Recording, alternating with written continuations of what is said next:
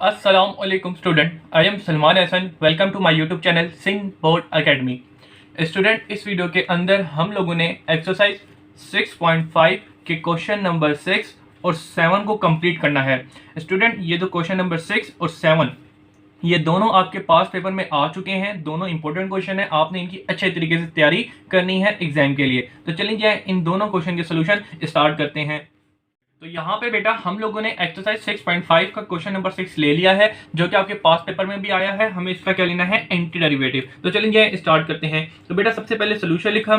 Solution लिखने के बाद क्वेश्चन हमें क्या दिया हुआ है, 1 और 0 लिमिट दी है। फिर एक्स क्यूब dx डिवाइडेड में क्या लिखा हुआ है, डिवाइडेड में square root x 4 minus x square. ठीक है बेटा, इस पे लेना है एंटी डेरिवेटिव। लेकिन ये वाली बात आप जानते हैं कि एक्सरसाइज 6.5 के अंदर जो हमें एंटी डेरिवेटिव लेना है, कैसे लेना है, यूजिंग ट्रिग्नोमेट्रिक सब्स्टिट्यूशन मेथड के थ्रू लेना है। तो चलिए जी, वो उस मेथड में क्या होगा, बेसिकली ये तीन कंडीशन में से कोई सी कंडीशन लग रही होगी, जो कंडीशन लगती है तो वो एक्स की वैल्यू हम वहां पे पुट कर देते हैं। तो चलिए जी जरा आए इसको बेटा, इसकी जो कंडीशन है वो पुट करने से पहले इसको थोड़ा सा सीधा कर दूं, ताकि मुझे आपको आगे समझाने में आसानी हो। वो क्या करूंगा थोड़ा सा सीधा, वो जरा देखें बेटा। यहाँ पे पूरा क्वेश्चन मैंने वैसे का वैसे लिख दिया। बस ये जो 4 था बेटा, 4 को मैं 2 स्क्वायर में लिख सकता हूँ जी, बिल्कुल लिख सकता हूँ। 2 का स्क्वायर किया तो 4 ही आ जाएगा। उसके अलावा माइनस एक्स स्क्वायर, तो जो चीज लिखी थी वो ऐसी की ऐसी ही लिख दी मैंने। अब बच्चों जरा देखें यहाँ पे क्या करेंगे स्टूडेंट। अब जरा देखें यहाँ पे a बेसिकली कांस्टेंट नंबर को हम a कहते हैं, तो a square minus x square, यानी कि जो इस टर्म ये जो कंडीशन दी है यहाँ पे कौन सी कंडीशन लगेगी। तो जरा देखेंगे यहाँ पे आपके पास जो वेरिएबल यानी कि x जो है वो नेगेटिव है।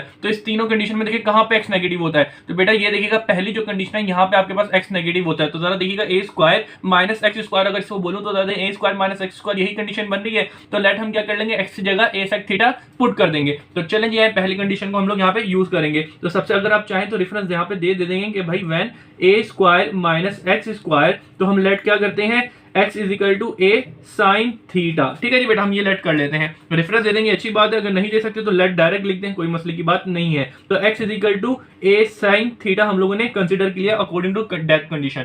फिर क्या करेंगे जरा वो देखते हैं। अब बेसिकली बेटा x is equal to a की वैल्यू यहाँ पे क्या है, a की वैल्यू यहाँ पे 2 है। ठीक है जी बेटा, मेरी मेन वजह जो होती है इसको स्क्वायर बनाने की वो यही होती है कि बच्चे को इजीली ये समझा सकूं कि a की जो वैल्यू है वहां पे 2 बनेगी, 4 नहीं बनेगी। क्यों, क्योंकि a जो होता है बेसिकली वो जो स्क्वायर बन रहा होता है वो होता है, जो परफेक्ट स्क्वायर जो होता है वो नहीं लिखते। ठीक है जी बेटा, इसीलिए यहाँ पे हमने जो उसका स्क्वायर बन रहा था 2, तो वो हमने a की वैल्यू लिख दी और उसके अलावा साइन थीटा है वो लिख दिया। अब यहाँ पे हमने x की वैल्यू कंसीडर कर ली। अब इसके बाद इसके ऊपर लेते हैं डेरिवेटिव। तो x का डेरिवेटिव लिया विद रिस्पेक्ट टू थीटा, तो भाई dx अपॉन डी थीटा बन जाएगा। 2 बाहर आ जाएगा, साइन का डेरिवेटिव लेंगे। तो भाई साइन का डेरिवेटिव क्या होता है, साइन का डेरिवेटिव कोस होता है। तो सिंपल वो लिख दिया। अब इसके बाद क्या करेंगे, dx is equal to 2 cos theta d theta, जो इधर डिवाइड था वो मैंने से मल्टीप्लाई कर दिया। तो बेटा जरा देखिए क्वेश्चन के अंदर x और dx की जो फॉर्म थी वो मैंने निकाल ली है। अब बस लिमिट की बारी रह गई है। तो चलिए अब लिमिट को भी कन्वर्ट कर लेते हैं इन द फॉर्म ऑफ थीटास। तो सबसे पहले जो हमें x की वैल्यू क्या दी हुई है, x की वैल्यू यानी कि लिमिट जो दी हुई है वो एक 1 दी हुई है, और दूसरी x की क्या वैल्यू लिमिट दी हुई है, हमें 0 दी है। तो बेटा ये जो x की वैल्यू है बेसिकली जो हमने कंसीडर की है, x is equal to 2 sine theta, उसके अंदर पुट करेंगे और यहां से हम थीटा की वैल्यू मालूम कर लेंगे। बस सिंपल, जिस तरीके से हम पहले करते हैं वही काम करेंगे। तो भाई x की वैल्यू यहाँ पे 1 है, is equal to 2 sine theta. ठीक है जी, 2 मल्टीप्लाई और जाके डिवाइड कर दिया, is equal to sine theta. अब इसको थोड़ा सीधा करके लिख देता हूं ताकि मैं आपको इजीली समझा सकूं।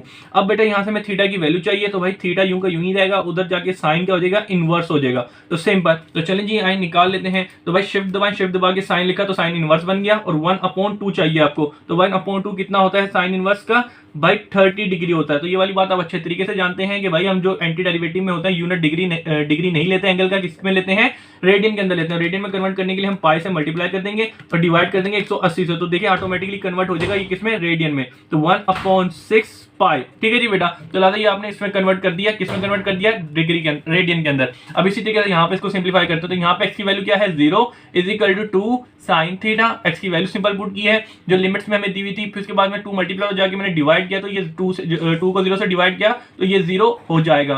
फिर इसको थोड़ा मैं सीधा करके लिख देता हूँ, सीधा करके जरा लिखते हैं। तो sine theta is equal to 0 आ जाएगा। यहाँ से थीटा की वैल्यू चाहिए, तो थीटा की वैल्यू मालूम करने के लिए हम क्या करेंगे, साइन इनवर्स उस साइड पे भेज देंगे। तो भाई साइन इनवर्स 0 निकालें, शिफ्ट दबा के साइन लिखें। ठीक है जी बेटा, लिखा और 0 निकालना है। तो शिफ्ट दबा के साइन लिखा और 0 चाहिए। तो साइन इनवर्स 0 क्या होता है, 0 होता है। तो थीटा की वैल्यू क्या निकल के आ गई आपके पास, 0 निकल के आ गई है। तो बेटा आपने ये जो आपका पूरा क्वेश्चन था, ठीक है। अच्छा याद रहे, हम जो गिवन क्वेश्चन होता है उसको इक्वेशन नंबर 1 कहते थे, क्योंकि जो सारी वैल्यूज जो होती हैं, लिमिट्स की वैल्यू होती है, अगेन इसी के अंदर पुट करते हैं तो हमें सिंप्लीफिकेशन में आसानी होती है। तो लिहाजा जरा देखिएगा, लिमिट की भी वैल्यू हम इन फॉर्म ऑफ थीटा निकाल लिया है, उसके अलावा एक्स की जो चीजें थी वो भी in the form of theta की ऑर्डर में आ गई हैं। तो लिहाजा हम यहाँ पे क्या लिखेंगे, पुट इन इक्वेशन 1। तो इक्वेशन 1 बेसिकली क्या थी, इक्वेशन 1 जो क्वेश्चन दिया हुआ था उसी को हमने इक्वेशन नंबर 1 कहा था, बस थोड़ा सा सीधा किया था। तो चलिए ये सारी वैल्यू पुट करते हैं। तो सबसे पहले तो हमें लिमिट पुट करनी होगी। तो लिमिट 1 है, तो 1 जब लिमिट थी तो उसका क्या निकल के आया था भाई, π/6 निकल के आया था। उसके अलावा लिमिट 0 है, तो 0 लिमिट थी तो उसका दूसरी क्या निकल गई थी, वो 0 निकल के आया था। फिर इसके बाद आगे चलते हैं। बेटा x लिखा है, ठीक है। तो x हमने क्या कंसीडर किया था, x = 2 sin थीटा कंसीडर किया था। तो भाई 2 sin थीटा हम लोगों ने कंसीडर कर लिया, और इसके ऊपर क्या आ जाएगा, क्यूब, ठीक है जी बेटा। फिर आगे क्या लिखा हुआ है, dx, ठीक है जी। तो dx की वैल्यू क्या निकाली थी हम लोगों ने, 2 cos थीटा d थीटा, ठीक है जी बेटा। अब इसके डिवाइड में आ जाए। अब इसके डिवाइड में क्या लिखा हुआ है, अंडर रूट, ठीक है जी बेटा। अंडर रूट, उसके बाद 2 का स्क्वायर है, 2 का स्क्वायर आया और माइनस x। तो भाई माइनस की वैल्यू आपने क्या कंसीडर किया, माइनस की वैल्यू 2 sin थीटा कंसीडर किया, तो वो रहेगी, और इसके ऊपर स्क्वायर है तो वो स्क्वायर यूं का यूं ही लगा रहा। अब इसको थोड़ा सिंप्लीफाई करते हैं। तो देखिए π/6 और 0 लिमिट ऐसी कैसी नहीं, ये जो क्यूब है 2 के ऊपर है, 2 का क्यूब निकालें 8 बन जाएगा और साइन क्यूब बन जाएगा, ठीक है जी बेटा। उसके अलावा 2 cos थीटा और d थीटा, ठीक है जी बेटा। सिंपल, कुछ भी नहीं किया, सिर्फ पावर्स की ली है। अब जरा नीचे आ जाए। नीचे जरा देखें क्या करेंगे, 2 की पावर 2 ली तो 4 बन गया, और माइनस ये जो स्क्वायर है वो 2 पे आ गया तो ये 4 बन जाएगा, और यही स्क्वायर साइन पे आया तो ये साइन स्क्वायर बन जाएगा, ठीक है जी बेटा। अब अगले स्टेप में मैं क्या करूंगा जरा वो देखें। पूरा जो क्वेश्चन है π/6 और 0, ये जो लिमिट है ऐसी कैसी नहीं, और ऊपर क्या लिखा हुआ है, sine cube theta into 2 cos theta और d थीटा, ठीक है जी बेटा। वो ऐसी का ऐसी रहा। अब जरा देखिए नीचे में क्या करूंगा बेटा, इन दोनों के अंदर हमारे पास 4 आ रहा है कॉमन, उस 4 को मैं यहाँ से कॉमन लूंगा तो 1 माइनस साइन स्क्वायर थीटा मेरे पास बच जाएगा, ठीक है जी बेटा। अब मैं आगे यहाँ पे क्या करूंगा बेटा, यहाँ पे जरा देखिएगा, एक मशहूर है जमाना फार्मूला, कोस स्क्वायर थीटा बराबर होता है 1 माइनस साइन स्क्वायर थीटा के। तो लिहाजा 1 माइनस साइन स्क्वायर थीटा की जगह मैं कोस वैल्यू पुट कर दूंगा आगे। तो आगे मेरे पास यहाँ पे जगह नहीं बची, तो मैं नया पेज लगाता हूँ। तो 1 मिनट रुक जाए। अब मैं आगे कंटिन्यू करने जा रहा हूँ इसको आगे। तो जरा देखिएगा, सबसे पहले जो क्वेश्चन है वो ऐसी कैसे लिखता हूँ कि π/6 और 0, फिर ऊपर जो चीजें हैं वो ऐसी कैसी रहेंगी, क्योंकि इसमें अभी तक कुछ भी नहीं करना। तो 8 sine cube theta into 2 cos theta d theta, ठीक है जी। कुछ भी नहीं किया, ऐसी कैसी लिख दिया। अब आगे जरा देखिएगा क्या किया मैंने बेटा, अंडर रूट 4 लिखा हुआ है, और 4 के बाद 1 माइनस साइन स्क्वायर किसके बराबर है, कोस स्क्वायर के। तो वो सिंपल उसकी वैल्यू मैंने लिख दिया, कुछ भी नहीं लिखा ये फार्मूला करते हुए। अब जरा देखिएगा हम यहाँ पे क्या कर सकते हैं बेटा, यहाँ पे हम अब जो स्क्वायर रूट है वो लेंगे। तो जरा देखिए, सबसे पहले जो पूरा क्वेश्चन है उसको ऐसी कैसी लिखेंगे, sine cube theta into 2 cos theta और d थीटा, ऊपर ऐसी कैसी रहा। अब जरा देखिए नीचे क्या होगा बेटा, जो स्क्वायर रूट है 4 पे है तो स्क्वायर का स्क्वायर रूट 2 हो जाएगा, और यही स्क्वायर रूट कोस के ऊपर आए तो उसका जो स्क्वायर से स्क्वायर रूट है कैंसिल आउट हो जाएगा, तो आपके पास यहाँ पे कोस थीटा निकल के आ जाएगा। अब बच्चों जरा देखिए यहाँ पे क्या होगा बेटा, ये 2 और ये 2 और ये कोस कैंसिल आउट हो गया। तो अब जरा देखिए आपके पास यहाँ पे क्या बचा, π/6 और 0, ठीक है जी बेटा। और उसके अलावा साइन क्यूब थीटा और d थीटा, ठीक है जी बेटा। सिंपल यही बचा, और इसके अलावा ये 8 रह गया। तो 8 बेसिकली एक कांस्टेंट नंबर है, तो उसको मैं बाहर निकाल के रखता हूं ताकि इसके ऊपर एंटी डेरिवेटिव में इजीली लगा सकूं, ठीक है जी बेटा। सिंपल आपका क्वेश्चन ये निकल के आ गया।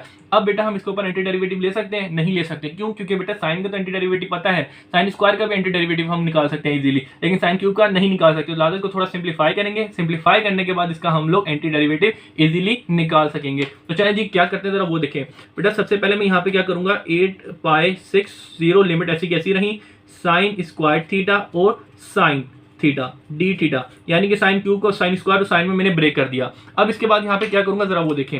यहाँ पे अगेन मशहूर है दोबारा फार्मूला भाई, साइन स्क्वायर थीटा किसके बराबर होता है, 1 माइनस कोस स्क्वायर थीटा के, ठीक है जी बेटा। अब ये क्यों कर रहा हूं, ताकि इसको मैं सिंप्लीफाई कर सकूं इजीली। तो भाई साइन स्क्वायर की वैल्यू मैं ये पुट करूंगा यहाँ पे। तो चलिए ये पुट करते हैं। तो π/6 और 0, साइन स्क्वायर की वैल्यू क्या है, 1 माइनस कोस स्क्वायर थीटा और इंटू साइन थीटा, ठीक है जी बेटा। और d थीटा जो लिखा हुआ है वो लिख दिया। अब जरा देखिए क्या करेंगे बेटा, जो साइन है मल्टीप्लाई 1 से भी करेंगे, कोस स्क्वायर से भी करेंगे। तो चलिए जी यहाँ कर देते हैं। इसके बाहर 8 लिखा था, वो 8 लिखना भूल गया था, लिख दिया है। अब जरा देखिए आगे क्या होगा, 1 मल्टीप्लाई किया साइन से, तो भाई साइन थीटा। फिर उसके बाद आगे चलते हैं, यहाँ पे क्या लिखा है, cos square theta into sine square theta, ठीक है जी बेटा, d थीटा। अब जरा देखिएगा, जो साइन ऑफ इंटीग्रेशन है इस टर्म के पास भी और इस टर्म के पास भी अलग अलग करके लेके आ जाता हूं। तो चलिए जी ले आते हैं। तो π/6 0, साइन थीटा के पास भी आ गया साइन ऑफ इंटीग्रेशन। उसके अलावा जो हमारा क्या कहते हैं, जो दूसरी टर्म है उसके पास भी ले आते हैं। तो भाई साइन ऑफ इंटीग्रेशन आया π/6 0 और cos square theta into sine d theta. अब बच्चों तरह देखिए हम इसका एंटी डेरिवेटिव कैसे लेंगे। साइन का तो एंटी डेरिवेटिव हमें पता है, डायरेक्ट कोस माइनस कोस होता है, वो लगा देंगे। फिर उसके बाद जरा यहाँ पे आ जाए, इसका एंटी डेरिवेटिव लेने के लिए क्या करेंगे बेटा, इसका एंटी डेरिवेटिव लेने के लिए यहाँ पे एक फार्मूला लगाएंगे। वो फार्मूला क्या लगेंगे कि जरा देखिएगा, कोस है, कोस का डेरिवेटिव क्या होता है, कोस का डेरिवेटिव होता है माइनस साइन, लेकिन वो माइनस साइन आपको पता है अंदर मल्टीप्लाई कर दूंगा, बाहर भी मल्टीप्लाई कर दूंगा तो वो कंडीशन बन जाएगी। तो इसका एंटी डेरिवेटिव लेने के लिए यहाँ पे मशहूर जमाना फार्मूला है कि भाई एक फंक्शन है, उसकी पावर n दी गई हो, उसी का डेरिवेटिव उससे मल्टीप्लाई हो रहा हो, और ऐसे फंक्शन पे जब हम डेरिवेटिव लेंगे तो भाई इसका एंटी डेरिवेटिव लेने के लिए इसकी पावर में जमा कर देंगे और वही इसके डिवाइड में कर देंगे एंड प्लस सी कर देंगे, सिंपल। लेकिन फिलहाल यहाँ पे प्लस सी नहीं करेंगे क्योंकि यहाँ पे हमें लिमिट दी गई है, जिसमें हमें लिमिट दी जाती है वहां पे हम प्लस सी नहीं करते। ठीक है जी स्टूडेंट, तो चलें जी, इसका भी एंटी डेरिवेटिव ले सकेंगे इस फार्मूले के थ्रू, और इसको भी हम ले सकेंगे इजीली तरीके से, इसका तो फार्मूला याद है। तो यहाँ पे आगे जगह हो गई थोड़ी खत्म, तो इसको मैं नया पेज लगाता हूँ, फिर आगे कंटिन्यू करता हूँ। तो एक मिनट रुक जाए तो चलें जी आगे कंटिन्यू करते हैं। लेकिन बेटा ये जो एंटी डेरिवेटिव का रूल, इस पे लगाने से पहले इसको थोड़ा सा मैं सीधा कर दूं, ताकि जो एंटी डेरिवेटिव का जो फार्मूला है वो इजीली आपको लगाने समझाने में मुझे आसानी हो। सबसे पहले जो हमें जो टर्म लिखी है वो मैंने ऐसी की ऐसी लिख दी। ठीक है जी बेटा, इस पे भी फिलहाल कुछ नहीं करा, एक साथ ही एंटी डेरिवेटिव लगाऊंगा। बेटा यहाँ पे जरा देखिएगा क्या करूंगा, पाई अपॉन 6 और 0, यहाँ पे क्या लिखा हुआ है, कोस स्क्वायर थीटा। अब जरा देखिए साइन, कोस का डेरिवेटिव क्या होता है, कोस का डेरिवेटिव होता है माइनस साइन।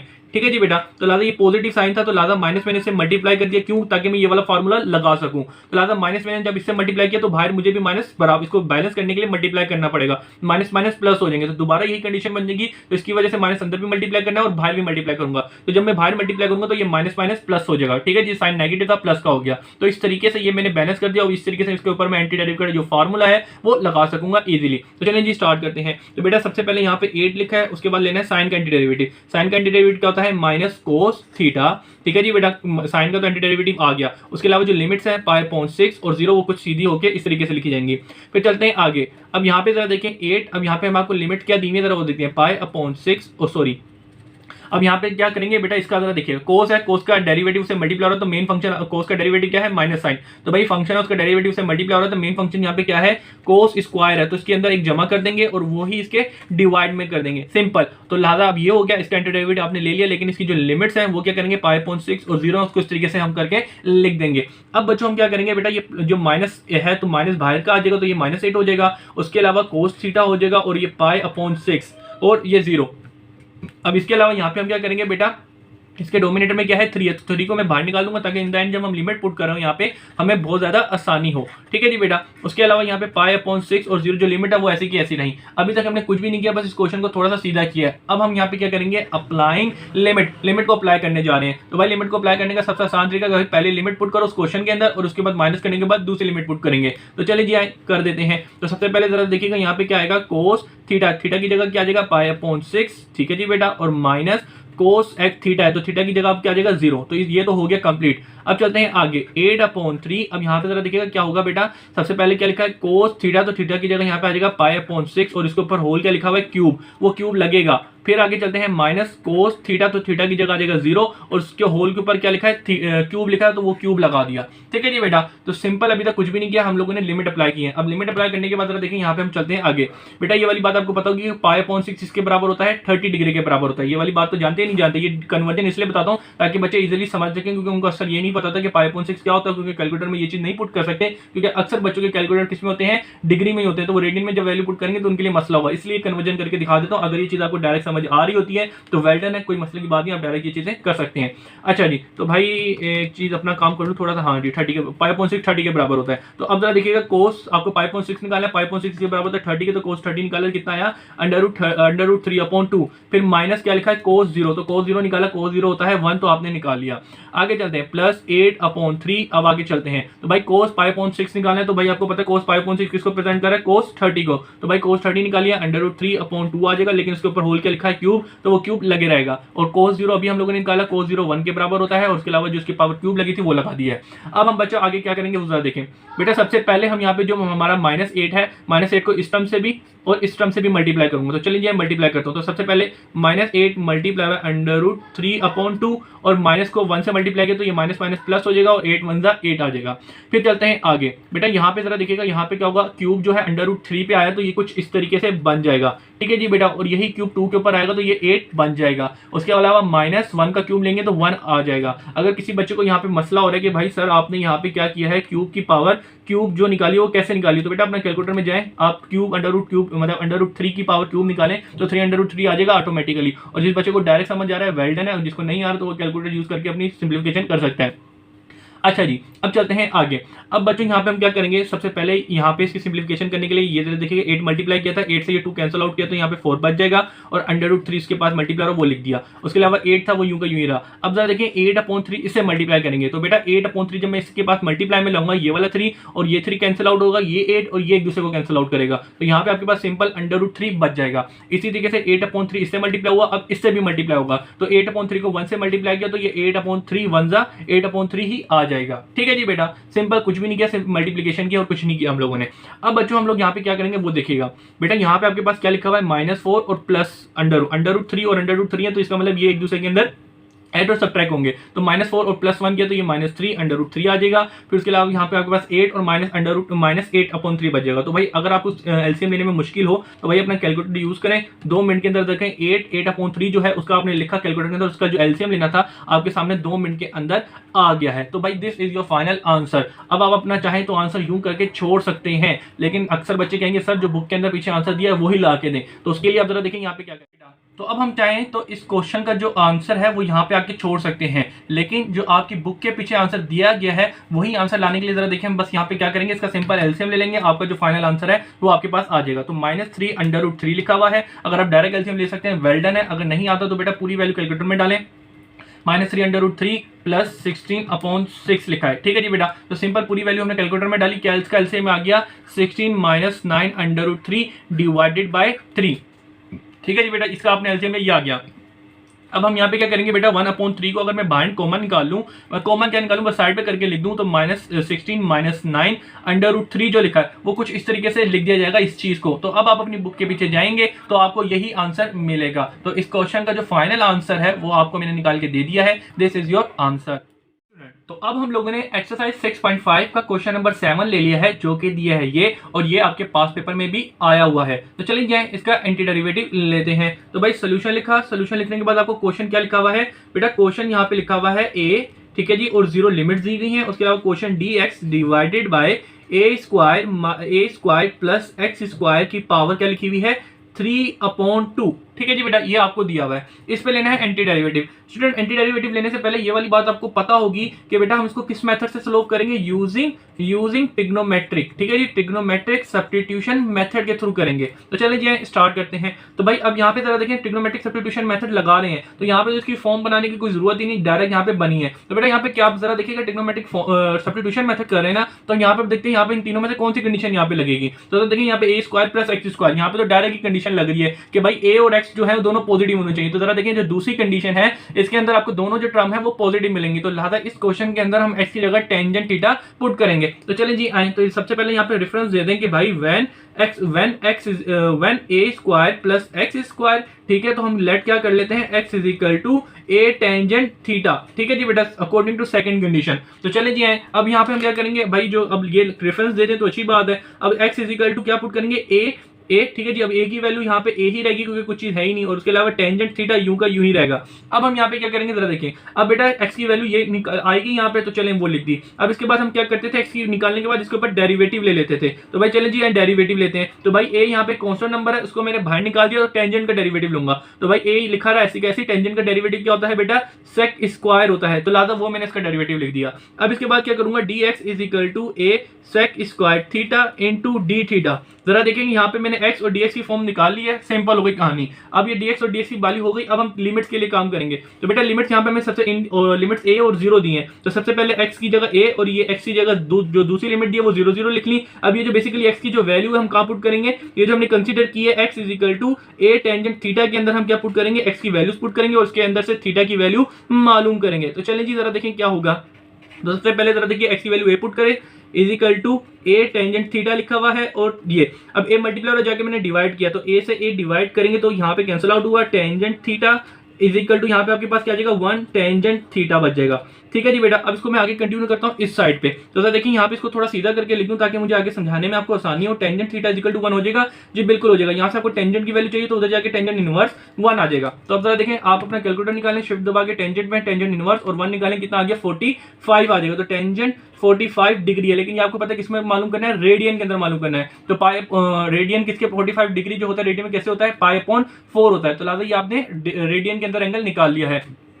अब क्या करेंगे, अब हम इसके लिए काम करेंगे। तो भाई x की यहाँ पे क्या वैल्यू है, जो लिमिट दी है वो 0 है, a is equal to tangent theta है। अब यहाँ पे देखिए a है, a से डिवाइड किया तो ये a से जब 0 डिवाइड किया तो 0 हो जाएगा और ये टेंजेंट थीटा बन जाएगा। अब इसके बाद क्या करूंगा, इस क्वेश्चन को थोड़ा सीधा करके लिख दूं ताकि जो सिंप्लीफिकेशन है करना वो मैं आपको इजीली समझा सकूं। तो भाई tangent theta is equal to 0 हो जाएगा, यहाँ से मुझे थीटा की वैल्यू चाहिए तो भाई उधर जाके टेंजेंट हो जाएगा इनवर्स और उसके अलावा यहाँ पे आ जाएगा 0। तो अब आप अपना कैलकुलेटर उठाएं, कैलकुलेटर उठाने के बाद शिफ्ट दबाएं, टेंजेंट लिखें 0 लिखें तो टेंजेंट इनवर्स 0 0 होता है। ठीक है जी बेटा। तो भाई एंगल जो होता है, एंगल का जो 0 होता है वो डिग्री के अंदर और रेडियन के अंदर 0 0 ही होता है, तो इसको चेंज करने की जरूरत नहीं है। तो अब जरा मेरे बच्चों जरा देखिएगा, ये जो क्वेश्चन था उसको हम जिसको इक्वेशन नंबर 1 भी कह देते हैं, उसके अंदर जो हमने सिंप्लीफिकेशन थी जितनी भी x और dx की वैल्यू और जो लिमिट्स की वैल्यू थी वो कन्वर्ट कर ली है इन ऑर्डर ऑफ थीटा। तो लिहाजा अब हम क्या करेंगे, इक्वेशन 1 के अंदर पुट करेंगे। तो लिहाजा यहाँ पे लिख दें पुट इन इक्वेशन 1। तो इक्वेशन 1 के अंदर सारी वैल्यू पुट करते हैं। तो देखिए हमारा जो इक्वेशन 1 है वो क्या बन जाएगा, सबसे पहले a था तो लिमिट a थी तो क्या वैल्यू निकल के आई थी π/4 और दूसरी लिमिट क्या थी 0, तो 0 लिमिट थी तो क्या वैल्यू निकल के आई थी 0। फिर इसके आगे चलते हैं dx। तो भाई dx की वैल्यू क्या थी, dx is equal to a sec theta.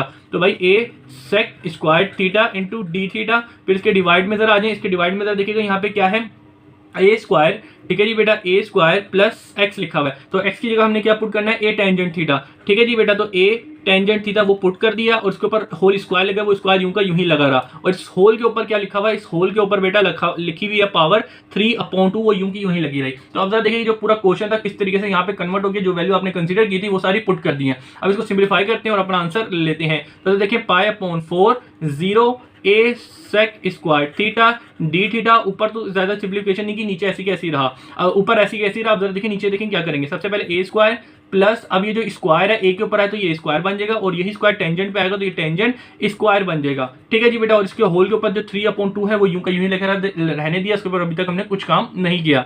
अब बच्चों जरा देखिए आगे क्या करेंगे बेटा, π/4 और 0 a sec स्क्वायर थीटा। ठीक है जी बेटा, उसके अलावा डी थीटा। अब जरा देखें इधर नीचे देखेंगे क्या होगा, ए और ए इन दोनों के अंदर कॉमन आ रहा है तो वो कॉमन जो है वो मैं निकाल लूंगा और अंदर फिर यहाँ पे 1 बच जाएगा और यहाँ से टेंजेंट निकल जाएगा तो यहाँ पे टेंजेंट स्क्वायर थीटा रह जाएगा। ठीक है जी बेटा। और इस होल के ऊपर क्या लिखा हुआ है, इस टेंजेंट, अच्छा ए स्क्वायर निकाला था ना तो ए स्क्वायर कॉमन ले लिया और अंदर मेरे पास ये टर्म बचेगी और इस होल के ऊपर क्या लिखा हुआ है 3/2 लिखा हुआ है। ठीक है जी बेटा। अब जरा देखिए आगे क्या करेंगे। अब आगे यहाँ पे हम एक चीज करेंगे कि 1 प्लस टेंजेंट किसके बराबर होता है, 1 प्लस टेंजेंट स्क्वायर थीटा बराबर होता है सेक स्क्वायर थीटा के। बहुत ही आसान फार्मूला है, बहुत बार यूज कर चुके हैं और उम्मीद करता हूँ याद होगा। तो भाई इसकी जगह ये वैल्यू पुट करेंगे। तो चलें जी यहाँ कर देते हैं। तो भाई π/4 और 0 a sec theta, a sec square theta d theta और डिवाइडेड के अंदर जरा देखिएगा हमारे पास क्या लिखा है ए स्क्वायर। अब 1 प्लस सेक स्क्वायर टेंजेंट की जगह हम क्या लिख देंगे, सेक स्क्वायर थीटा। ठीक है जी बेटा। और इसके होल के ऊपर जो क्या लिखा है 3/2 वो यूं का यूं लिखा रहा। अब जरा देखिएगा और आगे चलते हैं। तो बेटा यहाँ पे π/4 और 0 a sec square theta d theta.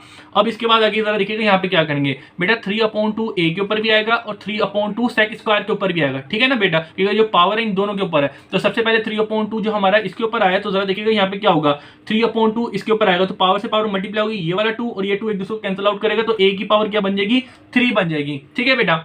और इसी तरीके से 3/2 है वो सेक स्क्वायर के ऊपर भी आएगा तो सेक स्क्वायर का ये वाला 2 और ये वाला 2 कैंसिल आउट हो जाएगा तो यहाँ पे क्या बच जाएगा, सेक क्यूब थीटा जो है वो आ जाएगा। ठीक है जी बेटा।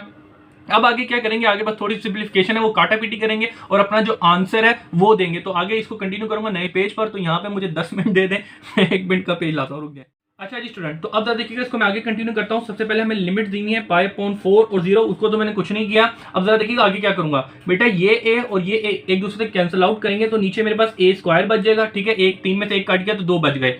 फिर इसके बाद जरा देखिएगा सेक स्क्वायर है और ये सेक क्यूब है तो ऊपर 2 था और नीचे 3 थे तो 3 में से 2 कैंसिल आउट कर दिए तो मेरे पास नीचे क्या बचेगा, सेक थीटा बचेगा और ऊपर मेरे पास सिंपल 1 रह जाएगा क्योंकि ऊपर की सारी चीजें नीचे से कैंसिल आउट हो चुकी है और डी थीटा रह गया। ठीक है जी बेटा। अब मैं जरा देखिएगा आगे क्या करूंगा बेटा, a बेसिकली यहाँ पे कांस्टेंट नंबर है तो उसको मैंने बाहर निकाल दिया और मेन फंक्शन मेरे पास π/4 जो 0 लिमिट है वो क्या बच जाएगा, सेक थीटा रह जाएगा। ठीक है जी बेटा। अब जरा देखिए, अब मैं इसके ऊपर एंटी डेरिवेटिव लूंगा। अब यहाँ पे आ जाएगा एक बहुत बड़ा मसला। अब मसला क्या, इतना बड़ा मसला नहीं, टेंशन वाले, छोटा सा ही है बेटा। ये वाली बात मुझे बताएं कि एंटी डेरिवेटिव सेक पता है, जी बिल्कुल पता है सेक का एंटी डेरिवेटिव क्या होता है, लेकिन भाई 1/sec का तो एंटी डेरिवेटिव नहीं पता ना, यानी कि अपॉन में तो एंटी डेरिवेटिव नहीं लगा सकते। अगर ये ऊपर होता तो मैं इजीली इसका सेक का एंटी डेरिवेटिव लगा सकता था। तो अब जरा देखिए हम यहाँ पे क्या करेंगे, अब हम अपनी होशियारी लगाएंगे। अब होशियारी क्या लगाएंगे जरा वो देखते हैं बेटा। यहाँ पे π/4 और 0। बेटा ये वाली बात पता है कि 1/sec क्या होता है, 1/sec बेसिकली कोस थीटा होता है, तो लिहाजा 1/sec की जगह हम कोस लिख देंगे, सिंपल। तो अब हम क्या करेंगे, एंटी डेरिवेटिव को कोस लेंगे, तो कोस का एंटी डेरिवेटिव इजीली